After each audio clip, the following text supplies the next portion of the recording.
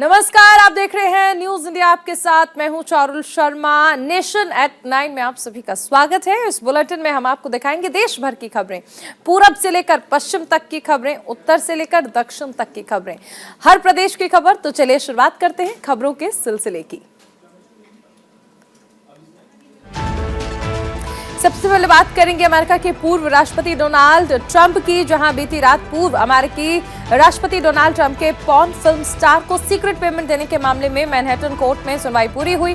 Court ने कहा कि अगले साल जनवरी से ट्रंप का ट्रायल शुरू किया जा सकता है। भारतीय समय अनुसार देर रात करीब 1 बजे तक चली सुनवाई के दौरान पूर्व राष्ट्रपति ने खुद को बेकसूर बताया। उन्होंने पैसे की हेराफेरी के 34 मामलों को नॉट गिल्टी करार दिया। कोर्ट ने फिलहाल ट्रंप को हिरासत से रिहा कर दिया और इस दौरान कोर्ट ने अभियोजक की आलोचनात्मक दलीलों के बाद डोनाल्ड ट्रंप को सोशल मीडिया पोस्ट करने से दूर रहने की चेतावनी दी है। सुनवाई पूरी होने के बाद रात करीब 1 बजे वो कोर्टरूम से बाहर निकले और अपने काफिले के साथ रवाना हो गए।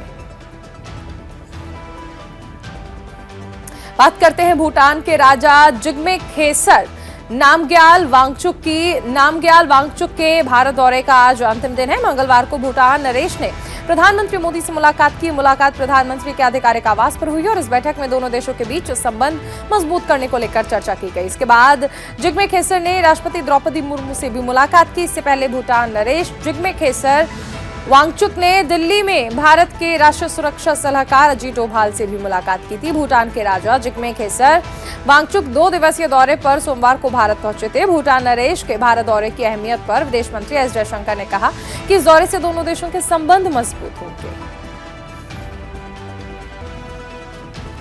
खबरों में रुख करते हैं दिल्ली की ओर, जहां आज कांग्रेस अध्यक्ष और राज्यसभा में नेता विपक्ष मल्लिकार्जुन खड़गे ने विपक्षी दलों की बैठक बुलाई है। बैठक सुबह 10:30 बजे संसद में मल्लिकार्जुन खड़गे के ऑफिस में होगी, जहां राहुल गांधी की सदस्यता रद्द किए जाने और विपक्षी पार्टियां अडानी समूह पर हिंडनबर्ग रिपोर्ट की जेपीसी से जांच कराने को लेकर रणनीति बनाएंगी। बता दें कि बजट सत्र के दूसरे चरण में अभी तक हंगामे की वजह से दोनों सदनों में कोई कामकाज नहीं हो सका है। बीजेपी और विपक्ष दोनों के हंगामे की वजह से संसद की कार्यवाही नहीं चल पा रही है। बीजेपी के नेता इस बात पर अड़े हुए हैं कि राहुल गांधी लंदन में दिए गए अपने बयान पर माफी मांगे, तो दूसरी ओर कांग्रेस और अन्य विपक्षी पार्टियां अडानी और हिंडनबर्ग मामले की जांच के लिए संयुक्त संसदीय समिति जेपीसी बनाने की मांग कर रहे हैं।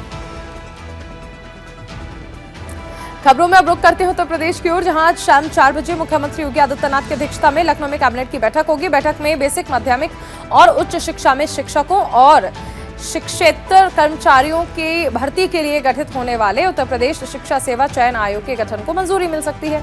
इसी के साथ ही कैबिनेट में विभिन्न विभागों के करीब 1 दर्जन से अधिक मामलों पर चर्चा होगी। एक अन्य महत्वपूर्ण मामले में मुख्यमंत्री योगी आदित्यनाथ ने बीते दिन प्रदेश में कई शैक्षिक संस्थानों में जारी शिक्षक भर्ती प्रक्रिया की समीक्षा करते हुए एकीकृत आयोग के रूप में उत्तर प्रदेश शिक्षा सेवा चयन आयोग के गठन के संबंध में दिशा निर्देश दिए थे। उन्होंने कहा था कि प्रदेश में संचालित बेसिक, माध्यमिक, उच्च और प्राविधिक शिक्षण संस्थानों में योग्य शिक्षकों के चयन के लिए अलग अलग प्राधिकारी बोर्ड और आयोग गठित किए गए हैं। परीक्षा नियामक प्राधिकारी, माध्यमिक शिक्षा सेवा चयन आयोग और उच्चतर शिक्षा सेवा चयन आयोग के अलावा उत्तर प्रदेश लोक सेवा आयोग के माध्यमिक से भी शिक्षकों के चयन किए जा सकते हैं। अब बात करते हैं केरल की, जहां पर तिरुवनंतपुरम में महिला और बाल विकास मंत्रालय की दूसरी G20 सशक्तिकरण की बैठक का आज दूसरा दिन है। केंद्रीय महिला और बाल विकास राज्य मंत्री डॉक्टर मुंजपारा महेंद्र भाई आज बैठक में शामिल होंगे। बैठक का विषय महिला सशक्तिकरण, समानता और अर्थव्यवस्था दोनों के लिए लाभदायक रखा गया है। 2014 में ब्रिस्बेन में हुए शिखर सम्मेलन में G20 के नेताओं ने मानव श्रम बल में लैंगिक असमानता को 2012 की तुलना में 2025 तक 25% घटाने का लक्ष्य रखा था और इसे ही 25 गुना 25 का ब्रिस्बेन लक्ष्य कहा जाता है। महिला और बाल विकास मंत्रालय ने कहा कि बैठक के दौरान कई और कार्यक्रम होंगे। पैनल चर्चाओं के अंतर्गत इस दौरान महत्वपूर्ण मुद्दे पर बातचीत होगी।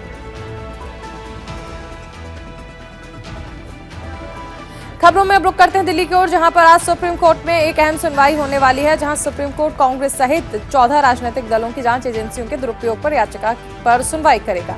विपक्षी पार्टियों ने विपक्षी नेताओं के खिलाफ जांच एजेंसियों के मनमाने इस्तेमाल का आरोप लगाया है और भविष्य के लिए सुप्रीम कोर्ट से दिशा निर्देश जारी करने की मांग की है।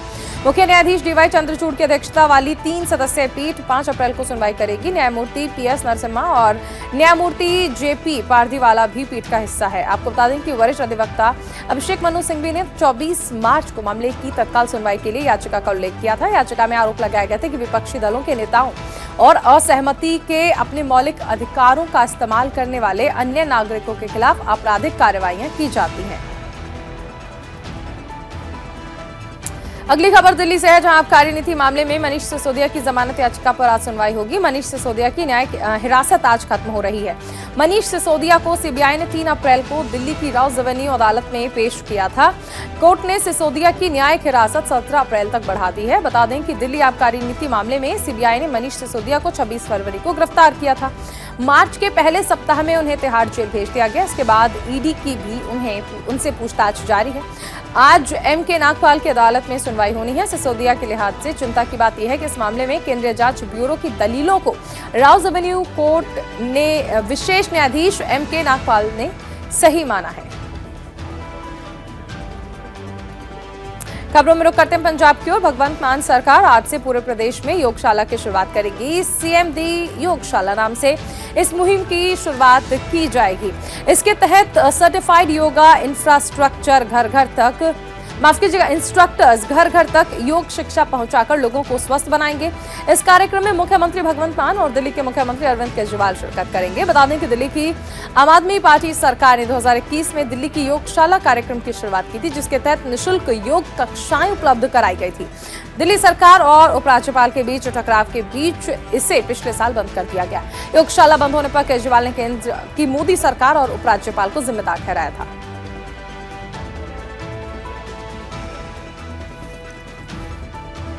अगली खबर तेलंगाना से है, जहां रामनवमी के जुलूस के दौरान बिहार में जो हिंसा हुई उसे लेकर सियासत में घमासान चल रहा है। इसे लेकर एआईएमआईएम के राष्ट्रीय अध्यक्ष असदुद्दीन ओवैसी ने मुख्यमंत्री नीतीश कुमार और उप मुख्यमंत्री तेजस्वी यादव पर जमकर निशाना साधा। ओवैसी ने पश्चिम बंगाल में हुए दंगे के लिए ममता सरकार को भी आड़े हाथों लिया। ओवैसी ने कहा कि जब भी किसी राज्य में हिंसा होता है तो उसकी जिम्मेदार राज्य सरकार होती है। बिहार शरीफ में मदरसा अजीजिया के आग के हवाले कर दिया जाता है और मुसलमानों की दुकानों को निशाना बनाया गया। बिहार के मुख्यमंत्री नीतीश कुमार जानते थे कि नालंदा एक संवेदनशील जिला है, फिर भी वहां पर अशांति हुई, लेकिन उन्हें कोई पछतावा नहीं है। साथ ही उन्होंने सीएम नीतीश और तेजस्वी राज्य में मुसलमानों में डर पैदा करना चाहते हैं। उन्होंने नीतीश सरकार को घेरते हुए कहा कि दंगा होता है तो राज्य सरकार की जिम्मेदारी होती है। अगली खबर दिल्ली से है, जहां कर्नाटक विधानसभा चुनाव को लेकर कांग्रेस ने बड़ा ऐलान किया है। कर्नाटक के कांग्रेस प्रभारी रणदीप सिंह सुरजेवाला ने कहा कि कांग्रेस 4 गारंटी देने की घोषणा करती है। गृह लक्ष्मी योजना, जिसमें परिवार की मुखिया महिला को हर महीने 2000 रुपए दिए जाएंगे। गृह ज्योति योजना में 200 यूनिट बिजली हर महीने मुफ्त दी जाएगी। कांग्रेस नेता रणदीप सिंह सुरजेवाला से पहले पार्टी की राष्ट्रीय महासचिव प्रियंका गांधी ने भी ऐलान किया था कि राज्य में कांग्रेस की सरकार बनेगी तो घर की महिलाओं को हर 2 महीने के साथ ही 200 यूनिट बिजली मुफ्त दी जाएगी।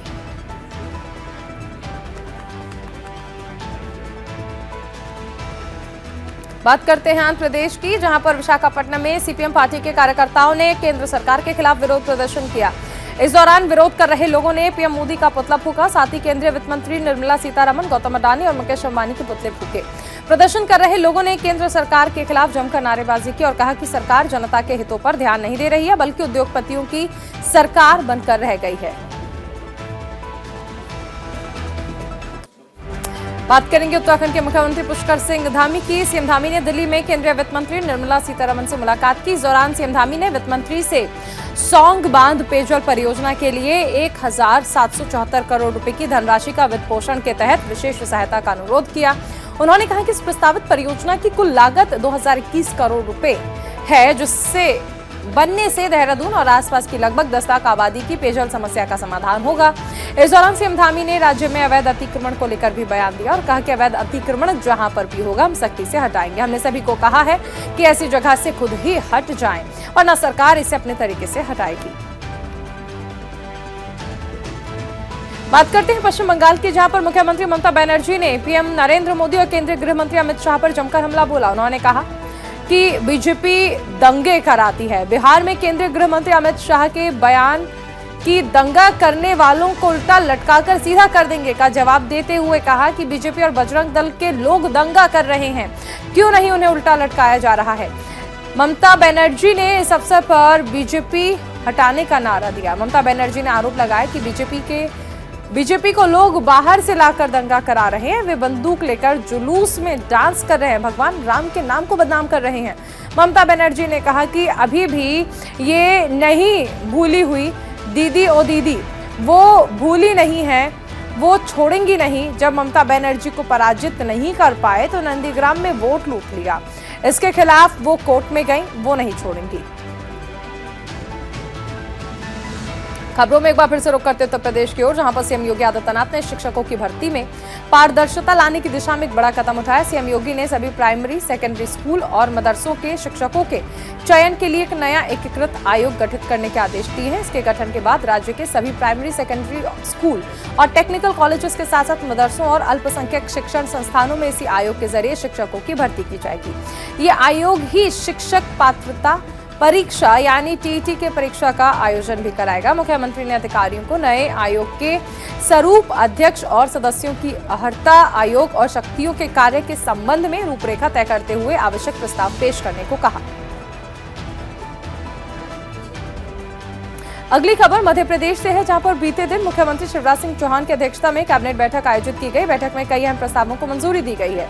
शिवराज सरकार ने किसानों को लेकर बड़ा फैसला लेते हुए चमक विहीन गेहूं को भी समर्थन मूल्य पर खरीदने का फैसला किया है। सीएम ने मंत्रियों को गेहूं खरीदी को लेकर आवश्यक दिशा निर्देश दिए। सीएम ने कहा कि जहां कहीं पर भी ज्यादा बारिश हुई है या ओलावृष्टि हुई है, वहां के किसानों से गेहूं खरीदा जाए। मुख्यमंत्री लाडली बहना योजना को लेकर सीएम ने कहा कि अभियान जनता का अभियान बन गया है। लोग सड़कों पर बैठकर फॉर्म भर रहे हैं। अब तक 47,94,000 रजिस्ट्रेशन हो चुके हैं। इसी के साथ सीएम ने प्रदेश के अहाते बंद करने को लेकर बयान दिया और कहा कि अहाते बंद करने का आबकारी नीति का फैसला किया था और मुझे बताते हुए खुशी है कि उसको इम्प्लीमेंट कर दिया गया है।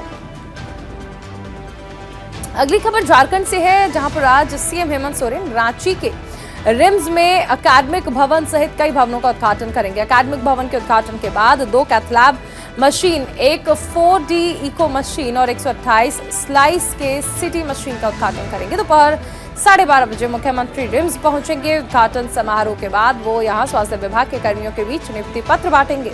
मुख्यमंत्री हेमंत सोरेन रिम्स में आयोजित कार्यक्रम में 172 चिकित्सा पदाधिकारियों और 297 सामुदायिक स्वास्थ्य पदाधिकारियों के बीच नियुक्ति पत्र बांटेंगे। चिकित्सा पदाधिकारियों की नियुक्ति झारखंड लोक सेवा आयोग की ओर से अनुशंसा की गई है। अब बात करते हैं छत्तीसगढ़ की, जहां मुख्यमंत्री भूपेश बघेल ने केंद्र सरकार पर निशाना साधा है। अरुणाचल पर चीन के दावे को लेकर सीएम बघेल ने मोदी सरकार पर निशाना साधा। मुख्यमंत्री भूपेश बघेल ने कहा कि आज कांग्रेस अध्यक्ष का भी बयान आया है, जिसमें उन्होंने तिथिवार अपनी बात कही है। बताया जा रहा है कि लगातार अतिक्रमण हो रहा है, जगह के नाम बदले जा रहे हैं। राहुल गांधी इस मामले के पहले भी कई बार उठा चुके हैं और इसके बाद भी सरकार की चुप्पी रहस्यपूर्ण है। दरअसल अरुणाचल प्रदेश पर अपने दावे पर जोर देने के लिए चीन ने भारत के 11 स्थानों के लिए चीनी नामों की तीसरी सूची दी है। इसे लेकर देश में सियासत गर्मा गई है। चीन की विस्तारवादी नीति और मामले को लेकर केंद्र सरकार के रुख को लेकर कांग्रेस हमलावर है। खबरों में रुख करते हैं कर्नाटक की ओर, जहां मुख्यमंत्री बसवराज बोम्मई ने कहा कि वो विधानसभा चुनाव में हावेरी जिले के अपने गृहनगर शिग्गांव से चुनाव लड़ेंगे। सीएम ने कहा कि पीएम मोदी के नेतृत्व वाली बीजेपी सरकार के सत्ता में आने के बाद से देश में कई बदलाव हुए हैं। इस दौरान उन्होंने पत्रकारों से बात करते हुए कांग्रेस नेता रणदीप सिंह सुरजेवाला पर निशाना साधा। आरक्षण पर उनकी 420 बोम्मई सरकार वाली टिप्पणी को लेकर पलटवार किया। सीएम बोम्मई ने कहा कि कांग्रेस नेताओं ने आरक्षण देने के लिए अवैध और संवैधानिक जैसे शब्दों का इस्तेमाल किया और साथ ही उन्होंने कहा कि डॉक्टर अंबेडकर ने संविधान में जनसंख्या के आधार पर आरक्षण का प्रावधान किया था। अगली खबर राजस्थान से है, जहां पर मुख्यमंत्री अशोक गहलोत और पूर्व मुख्यमंत्री वसुंधरा राजे कोरोना संक्रमित हो गए हैं। दोनों नेताओं ने ट्वीट कर इस बात की जानकारी दी। सीएम गहलोत ने ट्वीट में जानकारी देते हुए कहा कि पिछले कुछ दिनों में देश भर में कोविड के मामले बढ़े हैं। मैं स्वयं भी हल्के लक्षणों के साथ कोविड से संक्रमित हो गया। उन्होंने कहा कि डॉक्टर्स की सलाह के अनुसार अगले कुछ दिन निवास से ही कार्य जारी रखूंगा। आप सभी सावधानी बरतें और कोविड प्रोटोकॉल का पालन करें। वसुंधरा राजे ने ट्वीट कर कहा, रिपोर्ट पॉजिटिव आने के बाद आइसोलेशन में हूं। उन्होंने ट्वीट कर लिखा कि कोविड की जांच में मेरी रिपोर्ट पॉजिटिव आई है। डॉक्टर्स की सलाह पर मैं पूरी तरह से आइसोलेशन में हूं। जो लोग मेरे संपर्क में रहे वो अपनी जांच कराएं और सावधानी बरतें। बता दें कि राजस्थान में अभी कोरोना के 179 केसेस हैं। पूर्व सीएम उद्धव ठाकरे ने अपनी पार्टी की महिलाओं पर ठाणे में हुए हमले को लेकर शिंदे गुट पर हमला बोला है। उन्होंने कहा कि आनंद दीघे के ठाणे को गुंडों की ठाणे करने का प्रयास चल रहा है। ठाकरे सरकार ने कहा कि एकनाथ शिंदे को मुख्यमंत्री नहीं गुंडा मंत्री कहना चाहिए। उन्होंने डिप्टी सीएम देवेंद्र फडणवीस ठाकरे को बेकार गृह मंत्री बताया। वहीं उद्धव ठाकरे के बयान पर देवेंद्र फडणवीस ने पलटवार किया। नागपुर में वीर सावरकर गौरव यात्रा कार्यक्रम को संबोधित करते हुए देवेंद्र फडणवीस ने उद्धव ठाकरे को जवाब दिया। उन्होंने फिल्म पुष्पा के डायलॉग के स्टाइल में कहा, मैं फड़तूस नहीं कारतूस, झुकेगा नहीं साला घुसेगा। आपको बता दें कि रोशनी पर आरोप है कि उसने फेसबुक पर शिंदे सरकार के संदर्भ में अपमानजनक पोस्ट किया था और इसके बाद शिंदे गुट की महिला कार्यकर्ता नाराज हो गई और उसने रोशनी के साथ मारपीट कर दी।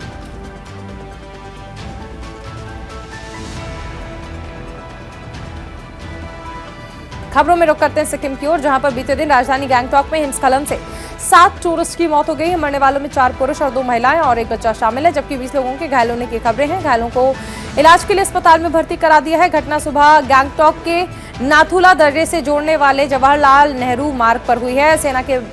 सेना ने बयान जारी कर कहा कि बर्फ के नीचे 5 से 6 वाहन फंस गए, जिसमें लगभग 30 लोग थे। शाम 4 बजे तक बर्फ से 7 शव निकाले जा चुके हैं। 6 पर्यटक सहित 23 लोगों को बचा लिया गया है। इनमें 11 की हालत गंभीर होने के कारण गैंगटॉक अस्पताल में उन्हें भर्ती करा है। प्रधानमंत्री मोदी और केंद्रीय गृह मंत्री अमित शाह ने सिक्किम में एवलांच में पर्यटकों की मौत पर शोक जताया।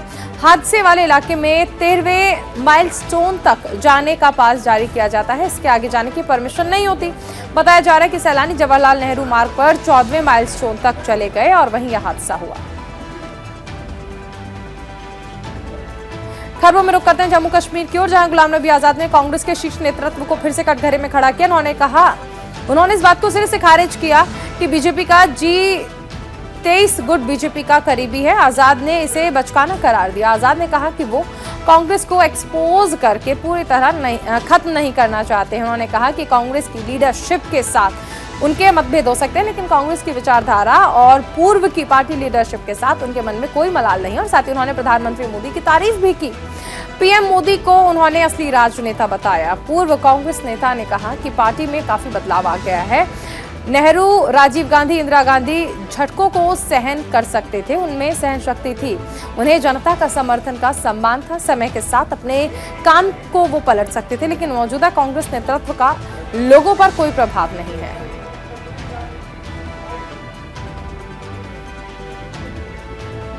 खबरों में रुक करते हैं महाराष्ट्र की ओर, जहां पर पश्चिम बंगाल और बिहार में हुई हिंसा के मामले में सांसद संजय राउत ने बयान दिया। उन्होंने कहा कि बीजेपी हार रही है और इसीलिए दंगे हो रहे हैं। संजय राउत ने कहा कि कौन सा मुख्यमंत्री या सरकार चाहेगी कि उसके राज्य में दंगे हो, लेकिन पश्चिम बंगाल की स्थिति को बिगाड़ने का काम बीजेपी कर रही है। उन्होंने एक मॉडल बन गया है, जहां बीजेपी कमजोर है वहां हार सकते हैं, वहां ये लोग इसी तरह दंगे कराते हैं। उन्होंने कहा कि महाराष्ट्र, कर्नाटक, बिहार में सब जगह बीजेपी हार रही है और यही डर उन्हें सता रहा है।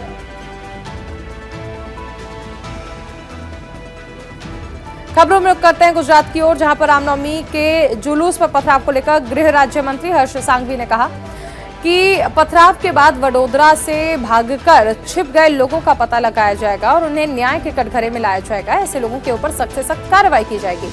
उन्होंने रामनवमी के जुलूस पर पथराव को एक बहुत गंभीर मुद्दा बताते हुए कहा कि राज्य सरकार इस अपराध में शामिल लोगों को पकड़ने के लिए गंभीर है। उन्होंने कहा कि ईद हो या फिर दिवाली, ये त्योहार समाज में विभाजन पैदा करने के लिए नहीं है। शांतिपूर्ण तरीके से गुजर रहे रामनवमी के जुलूस पर पत्थर फेंकना बेहद गंभीर मामला है और हमने भी इसे गंभीरता से लिया है। बात करते हैं हिमाचल प्रदेश की। हिमाचल विधानसभा में आज भी हंगामे के आसार हैं। सदन में स्टाफ सिलेक्शन कमीशन की भर्तियों में फर्जीवाड़े का मामला गूंजेगा। सदन में इसे लेकर कांग्रेस विधायक केवल सिंह पठानिया, मलेंद्र राजन, सुरेश कुमार और अजय सोलंकी ने चर्चा की मांग की है। वहीं बजट सेशन में आज मनरेगा मजदूरों की दिहाड़ी के भुगतान में हो रही देरी और पेवर ब्लॉक टाइल्स की गुणवत्ता और इनकी खरीद का मामला गूंज सकता है। कांग्रेस विधायक चंद्रशेखर और बीजेपी विधायक डीएस ठाकुर ने इस पर चर्चा करने की मांग की है। प्रदेश में बारिश, आंधी तूफान, ओलावृष्टि से गेहूं और फसलों को नुकसान हो रहा है, इस पर भी चर्चा हो सकती है। विधानसभा के बजट का कल आखिरी दिन है। कल दोपहर के बाद सदन की कार्यवाही को अनिश्चितकाल के लिए स्थगित कर दिया जाएगा। और इसी के साथ नेशन एट 9 में फिलहाल इतना ही। देश और दुनिया से जुड़ी तमाम ताजा खबरों को जानने के लिए आप बने रहिए न्यूज इंडिया के साथ।